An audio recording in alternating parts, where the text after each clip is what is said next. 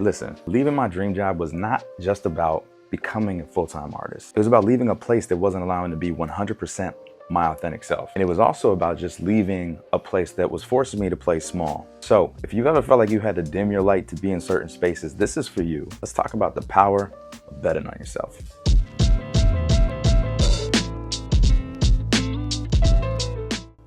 Welcome back to the channel. My name is Jay Jury. I'm an artist based in New York City, and this is the journey of quitting the dream job and creating a dream life. So let's get to it. I love this chair so much. All right, let's talk about it. So my favorite thing about taking this leap has really been the transformation of what life looked like then versus what it looks like now. It's only been a year, but let me sort of describe what betting on us has created over the course of the last 13, 14 months. So let's start with the job. So the job I was in was, it was in apparel, like a lot of fun, really cool product, storytelling, designing, all of that. So what that looked like is I would commute every morning to the headquarters, and then I'd sit in meetings all day.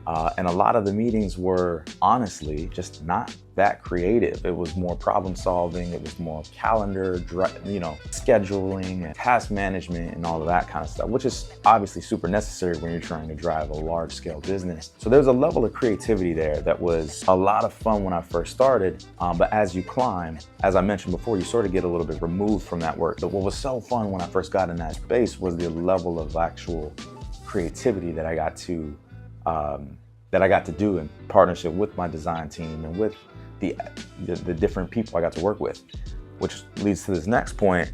A big part of one of the things I really loved about that job was the relationship building. Obviously working with some of my idols, all of these guys that I always admired, I was really able to spend time with and build relationships with, which was really dope. And then we also got to do a lot of collabs with other brands, lots of networking, lots of, just a lot of cool shit. Obviously, this was a director role, so the pay was great. You definitely could get trapped into the golden handcuffs with everything that they give you. We also traveled a lot, and whether it was for work or for personal, that was something that was always part of our life. And so I will credit, we did do that a lot. Not only was I not feeling the creativity in the job, but I also wasn't able to really put any energy towards my music. My job was so demanding that it required me to sort of be on the call, round the clock, always chasing the next problem or the next product or the next drop or whatever. And my music was really it was always on the back burner. I maybe did music once, maybe twice a week. And when I say do music, I mean even content or just even thinking about it. I wasn't able to work on it at all. There was no artist brand really. So anytime I actually did get to work on it, I would work on it late. It'd be a Thursday night, 9 p.m. and I'd work until 2 in the morning. I'd go to bed and I'd get up because I got to get to the office and have a meeting at 9 a.m. So it's a definite, it was really limited, but I did my best to make the time when I could. But to be honest, I often couldn't. So that was really hard. And I think something that with this last job that was really difficult for me is I honestly wasn't really allowed to identify as an artist. When I got that job, I was literally asked not to talk about my music, which for the first time in my career, I felt like a piece of me was actually being asked to be dimmed. That's really was the last straw. When I finally realized that part of my identity was being suppressed for so long, that is the thing that really clicked. And I made the decision that, I wasn't going to live the rest of my days suppressing part of my identity. Because when you do that, then even though I'm climbing the ranks and the business is going great, the work is going great, I wasn't feeling fulfilled and I wasn't being true to me, which really shows how I navigate in my relationship with my wife or my family, how I'm out about in this, how I carry myself. There is a level of suppression that is felt across all of those. It really does actually impact all of that. I know a lot of you can relate to the feeling of having to, whether it's the idea of code switching and having to feel you gotta be a certain way in the office, you can't really be yourself in the office, or if it's only wear one hat, you're being asked to literally, a lot of corporations, you get siloed and you're told, this is your job, just do this one thing. You are a graphic designer, so you only design graphics. You don't do anything else. You get pigeonholed into these roles And I really feel like that's really damaging when you don't know how to allow your identity to sort of blossom in other areas of your life. So that was really like the thing that clicked for me, was I wanted to build a life where my identity and my authenticity could blossom 100% of the time. And I never, ever had to think about who I was talking to, where I was at, how should I show up. I could just show up as me every single day. So as you're gathering, like, it's not like life sucked. It's not like I didn't have a sick job. Most people in this world would look at it and be like, yo, that is the best situation you possibly could be in. I actually had people tell me, as an artist, I thought that was the best job that you could possibly have in corporate America. And the problem is, it was the best. And I was still unfulfilled. I think a lot of us, sort of feel like once you make it, like you're at the dream, now just ride the wave. And I just felt like there was so much more that I wanted to get out of life, out of my art. And so that is what really like compelled us to take that leap. So when we finally decided to bet on ourselves, here's what has changed. From a creativity standpoint, I now identify as the artist. I now identify as the person that I wanted to be. And it took a long time to get there.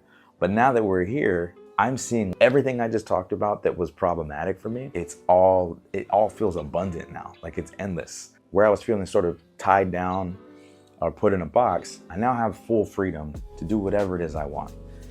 As an artist, as a creative director, whether I'm working on my projects or my clients' projects, I have the full reign to sort of do whatever it is I believe is needed for that body of work. And I'm a multidisciplinary artist. It's more than the music. I love doing the world building and the storytelling and like bringing in other art directors or designers and helping bring my vision to life in ways that I just could have never done before. And so from a creativity standpoint now, I feel like I've like opened the lid up and it's endless. I have like limitless ways to be creative. Now that I feel like I identify as the artist, I feel like my confidence in all of it has skyrocketed, which is crazy because my confidence was kind of OD back in you can ask anybody that I worked with before. I was a very confident person, but it looks very different. If you just scroll my Instagram and look at how my page looked back then versus how it looks now, I look like a completely different artist. So it shows. The other thing that I think is really fire is that I get to create when I want. I move on my time.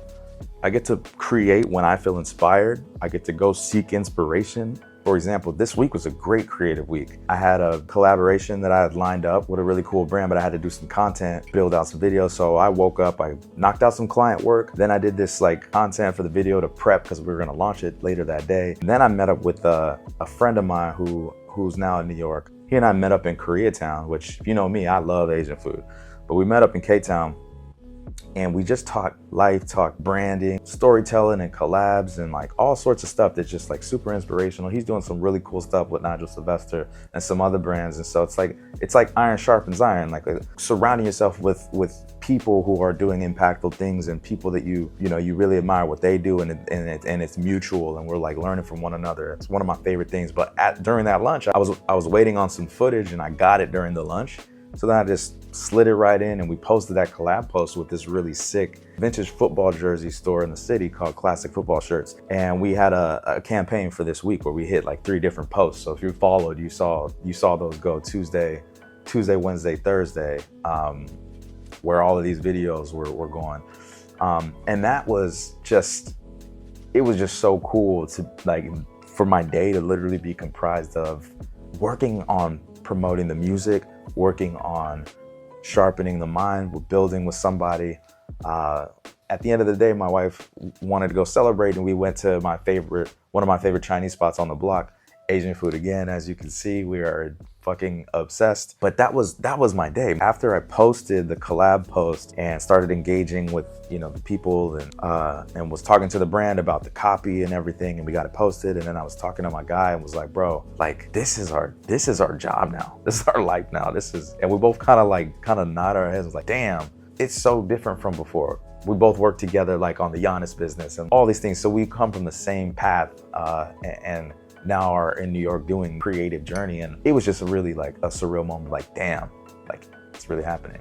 But speaking of people, that's a great segue, because relationships was like something that I actually enjoyed from before.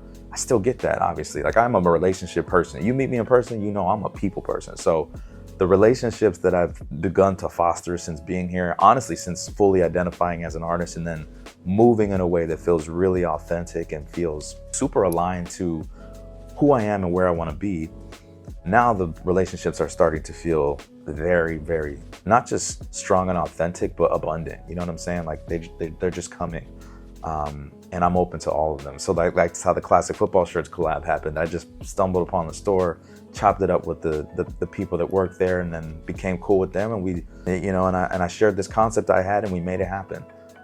Being able to do lunches with people that I admire, and being able to go to shows and build with other artists that I admire the way they move, or how they execute what it is they're working on. So the relationship part is no shortage of inspirational people. Now, one thing I think that any creative is probably the most afraid of to take that leap is, how am I gonna make the money? Like, the money is good. And that tends to be the risk, the biggest risk for most. Like, where I was making good money, I was leaving that and moving to the most expensive city in the country to bet on my art and my creativity. And I think that's a scary thing, right? But I had the evidence in why it was gonna work. I was able to shape the business in the way that I felt I'd be able to show up authentically and create the way I wanna create. But anyways, that was probably the scariest thing. But let me tell you, when you bet on yourself and you look at all the evidence surrounding you and you choose to go for the thing that you already know how to do. You're just doing it in a different capacity. That's what I'm doing. My title might have been something specific, but I knew I was meant for more. I knew I had more to offer. So I just came in and I created it. And let me tell you, when I started to see money begin to come in doing this creative work on my own, that was literally all I needed to be like, yo, we fucking got this. We got this. I'm still new to being an entrepreneur and running my own business. As an independent artist, that is part of the game. And I also have like this other set of skills that I'm leveraging to be able to create at the scale I want to create. And maybe one of my favorite things about life today is we still travel. Like, that's such an important thing to me, being able to experience other cultures, other places, but still being able to travel is huge. Like, we have had opportunities with clients who have flown us back to the West Coast, who have flown us to them so that I could work on their branding. My wife and I have even done client work together. Like, we both have worked on clients together, which has been so fulfilling and unbelievably cool. Just last week, we went to this castle. It was a late birthday gift, but we pulled up to this castle. She has castle fever. Like, she loves being in old architecture like this. And I enjoy it too. So we went to this castle, it's called Ohika. She got to write while we were there. I worked on content, I brought my music equipment. Like, it was just really cool to like think about the fact that we are still getting to experience the world just as we did before. This time, it's on our time. It's as the artist. I feel honestly more inspired now on trips because whereas everything kind of felt like an escape before, now it all feels like it's feeding us. It's like being in these places is feeding not just our spirit and our soul, but our creativity, our inspiration, the how we build this or how we execute that. We just see the world in a different lens. And that to me is super inspiring. So all this to say, the idea of betting on yourself, the thing that it unlocked for me is it allowed me to fully be 100% myself. And if you have ever felt like you couldn't be that, then this video is obviously coming to you at a very timely time, because this is the most inspired I've ever been, happiest I've ever been, and I only feel an upward swing happening right now. So if you're following me and you're seeing all of these like really cool things happening, it's because you're finally seeing Jury as his authentic self. And if you knew me before, I hope you get a chance to meet the version of me today, because the version of me today is dreaming so big, I can't even believe like how insanely amazing life is today versus where we were 14 months ago. And literally just betting on us changed it all. So if this video spoke to you, I have just the anthem for you. I'm a bet on mine, bet on mine, bet on mine, bet on myself, I'm a bet on mine. Appreciate y'all being here. I'll see you on the next one. Peace. I'm a bet on mine, bet on mine, bet on mine, bet on myself.